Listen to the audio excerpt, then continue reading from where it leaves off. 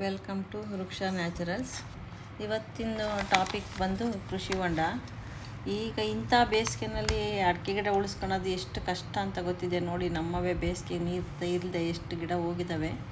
ಹಂಗಾಗಿ ನಾವು ಅದಕ್ಕೆ ಯೂಸ್ ಆಗಲಿ ಅಂತಂದೇಳಿ ಏನು ಮಾಡಿದ್ದೀವಿ ನೀರಿಗೆ ಅಂತಂದರೆ ತೋರಿಸ್ತೀನಿ ಬನ್ನಿ ನಿಮಗೆ. ಕೃಷಿ ಹೊಂಡ ಮಾಡ್ಕೊಂಡಿದ್ದೀವಿ. ನಮ್ಮ ಬೋರಲ್ಲಿ ಬರ್ತಕ್ಕಂಥದ್ದು 1.5 ಇಂಚ್ ನೀರಷ್ಟೇ. ಆ 1.5 ಇಂಚ್ ನೀರಲ್ಲಿ ನಾವು ಅಡಿಕೆ ಗಿಡನ ಹೇಗೆ ಬೆಳೆಸಿದ್ದೀವಿ ಅಂತ ನಾನು ಲಾಸ್ಟು ವೀಡಿಯೋದಲ್ಲಿ ನಿಮ್ಗೆ ಅಪ್ಲೋಡ್ ಮಾಡಿದ್ದೆ, ನಮ್ಮ ತೋಟ ಹೇಗಿದೆ ಅಂತ ನೋಡಿ. ಇದು ಕೃಷಿ ಹೊಂಡದ್ದು ಸೈಡ್ ವಾಲು. ನೀರು ತುಂಬ ಓವರ್ಲೋಡ್ ಆದಾಗ ಕೃಷಿ ಹೊಂಡ ಓವರ್ಫ್ಲೋ ಆಗಬಾರ್ದು ಅಥವಾ ಎಲ್ಲೂ ಅದು ಡ್ಯಾಮೇಜ್ ಆಗಬಾರ್ದು ಅಂತ ಸಪೋರ್ಟಿಂಗ್ಗೆ ಕಲ್ಲನ್ನು ಜೋಡಿಸಿ ವಾಲ್ ಸಪೋರ್ಟಿಂಗ್ ಕೊಟ್ಟಿದ್ದೀವಿ. ಯಾಕಂದರೆ ಒಂದು ಗ್ರೌಂಡು ಡೌನ್ ಇದೆ, ಒಂದು ಅಪ್ ಇದೆ. ಅದಕ್ಕೆ ಸಪೋರ್ಟಿವ್ ಆಗಿರಲಿ ಅಂತಂದೇಳಿ ಕಲ್ಲಲ್ಲೇ ವಾಲ್ ಫಿಟ್ ಮಾಡಿಸಿದ್ದೀವಿ. ಕೃಷಿ ಹೊಂಡ ತೋರಿಸ್ತೀನಿ ಬನ್ನಿ ನಿಮಗೆ ಎಷ್ಟಿದೆ, ಸ್ಟೋರೇಜ್ ಕೆಪಾಸಿಟಿ ಎಷ್ಟಿದೆ, ಅದರಿಂದ ನಾವು ಹೇಗೆ ನೀರನ್ನು ಬಳಸ್ಕೊಂಡು ತೋಟ ಮಾಡಿದ್ದೀವಿ ಅಂತಂದೇಳಿ. ಈ ಕೃಷಿ ಹೊಂಡದ್ದು ಆಳ ಬಂದು 25 ಅಡಿ ಇದೆ. ಉತ್ತರ ದಕ್ಷಿಣ 125 ಅಡಿ ಇದೆ. ಪೂರ್ವ ಪಶ್ಚಿಮ 115 ಅಡಿ ಇದೆ. ಒಟ್ಟು ನೀರು ಸ್ಟೋರೇಜ್ ಕೆಪಾಸಿಟಿ ಬಂದು ಇದರಲ್ಲಿ 68 ಲಕ್ಷ ಲೀಟ್ರು ಸ್ಟೋರೇಜ್ ಕೆಪಾಸಿಟಿ ಇದೆ. 1 ವರ್ಷದ ತನಕ 4,000 ಅಡಿಕೆ ಗಿಡಕ್ಕೆ ಡ್ರಿಪ್ ಮಾಡ್ಕೊಂಡು ನಾವು ಮೇಂಟೈನ್ ಮಾಡ್ಬೋದು. 4,000 ಅಡಿಕೆ ಗಿಡನ 1 ವರ್ಷ ನೀರಿಲ್ಲ ಅಂದ್ರೂ ಈ ನೀರಲ್ಲೇ ಕೃಷಿ ಹೊಂಡ ಒಂದು ಸಲ ತುಂಬಿಸ್ಕೊಂಡ್ರೆ ನಾವು ಆ ನೀರಲ್ಲೇ ನಾವು 4,000 ಅಡಿಕೆ ಗಿಡ ಆರಾಮಾಗಿ ಮೇಂಟೈನ್ ಮಾಡ್ಬೋದು. ಹಂಗಾಗಿ ನಮಗೆ ನೀರಿನ ಸಮಸ್ಯೆ ಇಲ್ಲ. ಈ ನೀರಿನ ಸಮಸ್ಯೆ ಏನಪ್ಪ ಅಂತಂದರೆ ನಾವು ಅಲ್ಲಿ ಡ್ರಮ್ ಹಾಕಿದ್ದೀವಿ ನೋಡಿ ಕೃಷಿ ಹೊಂಡದಲ್ಲಿ. ಆ ಮೋಟ್ರನ್ನು ನಾವು ಸ್ಟಾರ್ಟಿಂಗಲ್ಲಿ ಮಾರಿದ್ವಿ, ಕೃಷಿ ಹೊಂಡದಲ್ಲಿ ಹಾಕಿದ್ವಿ.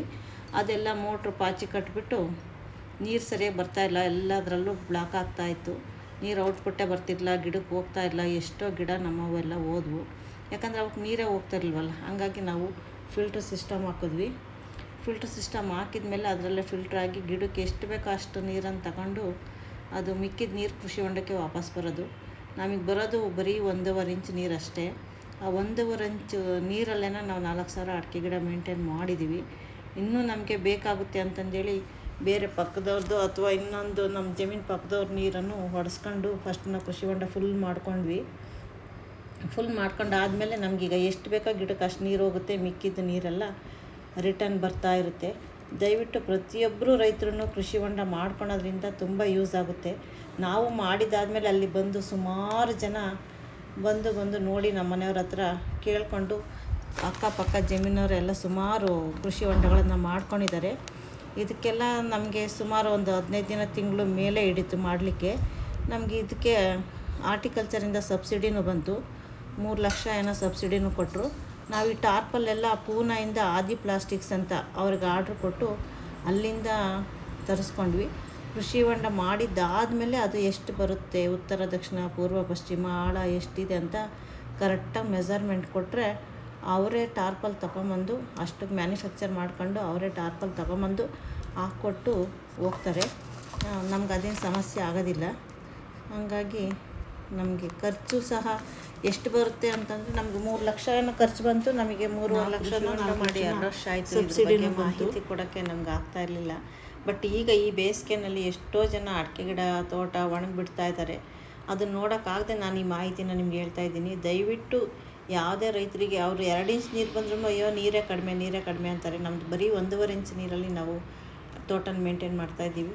ಇದ್ರ ಬಗ್ಗೆ ಎಷ್ಟೋ ಜನ ರೈತರಿಗೆ ತಿಳಿದಿಲ್ಲ. ದಯವಿಟ್ಟು ಎಲ್ಲರೂ ಇದ್ರ ಬಗ್ಗೆ ಮಾಹಿತಿನ ತಿಳ್ಕೊಂಡು ಉಪಯೋಗಿಸ್ಕೊಳ್ಳಿ. ಇದು ನಮ್ಮಿಂದ ಖರ್ಚು ಮಾಡ್ಬೋದು ನಾವು, ಬಟ್ ಅಷ್ಟೇ ದುಡ್ಡು ನಮಗೆ ಗೌರ್ಮೆಂಟಿಂದ ಬರುತ್ತೆ. ಗೌರ್ಮೆಂಟಿಂದ ಬರ್ತಕ್ಕಂಥ ಇದನ್ನು ಉಪಯೋಗ ಪಡ್ಕೊಳ್ರಿ. ನೀವು ಪಡ್ಕೊಂಡು ನೀವು ಸಹ ತೋಟನ ಉಳಿಸ್ಕೋಬೋದು, ಗೌರ್ಮೆಂಟಿಂದ ದುಡ್ಡನ್ನು ಪಡ್ಕೋಬೋದು. ನಮಗೂ ಸಹ ನೀರಿನ ಸಮಸ್ಯೆ ಇದೆ ಅಂತ ಅನಿಸಲ್ಲ. ಈ ವಿಷಯನ ನಾನು ನಿಮಗೆಲ್ಲ ಶೇರ್ ಮಾಡ್ಕೊಳಕ್ಕೆ ಇಷ್ಟಪಡ್ತೀನಿ. ಪ್ರತಿಯೊಬ್ಬರು ಇದರ ಉಪಯೋಗ ಮಾಡ್ಕೊಳ್ಳಿ. ಇದರ ಬಗ್ಗೆ ಏನೇ ಮಾಹಿತಿ ಬೇಕಾದಲ್ಲಿ ಕಮೆಂಟ್ ಸೆಕ್ಷನಲ್ಲಿ ಕಮೆಂಟ್ ಮಾಡಿ, ನಿಮ್ಗೆ ಮಾಹಿತಿ ಕೊಡ್ತೀನಿ. ಇವತ್ತಿನ ಹೆಲ್ತ್ ಟಿಪ್ಸ್ ಬಂದು ಕೊಬ್ಬರಿ. ಯಾರ್ಯಾರ್ದು ತೆಂಗಿನ ತೋಟ ಇದೆ ಅವರೆಲ್ಲ ದಯವಿಟ್ಟು ನಿಮ್ಮ ತೋಟದ ಕೊಬ್ಬರಿ ಬಳಸಿ. ಪ್ಯೂರ್ ಕೊಬ್ಬರಿ ಎಣ್ಣೆ ಮಾಡಿಕೊಂಡು ಅಡುಗೆಗೆ ಬಳಸಿ. ಯಾವುದೇ ಕೆಮಿಕಲ್ಸ್ ಇರ್ತಕ್ಕಂಥ ಆಯಿಲನ್ನು ಬಳಸಬೇಡಿ. ಇವತ್ತು 50% ಹೆಲ್ತ್ ಪ್ರಾಬ್ಲಮ್ಸ್ ಬರ್ತಾ ಇರೋದೇ ಮಾರ್ಕೆಟಲ್ಲಿ ಸಿಗ್ತಕ್ಕಂಥ ಕುಕ್ಕಿಂಗ್ ಆಯಿಲಿಂದ. ಈ ವಿಡಿಯೋ ನಿಮಗೆಲ್ಲ ಇಷ್ಟ ಆಗಿದ್ದರೆ ನನ್ನ ಚಾನಲನ್ನು ಸಬ್ಸ್ಕ್ರೈಬ್ ಮಾಡಿ, ಬೆಲ್ ಐಕನ್ ಕ್ಲಿಕ್ ಮಾಡಿ. ನಾನು ಹಾಕಿದಂಥ ಹೊಸ ವಿಡಿಯೋಗಳ ನೋಟಿಫಿಕೇಷನ್ಸ್ ನಿಮಗೆ ಬರುತ್ತೆ. Thank you.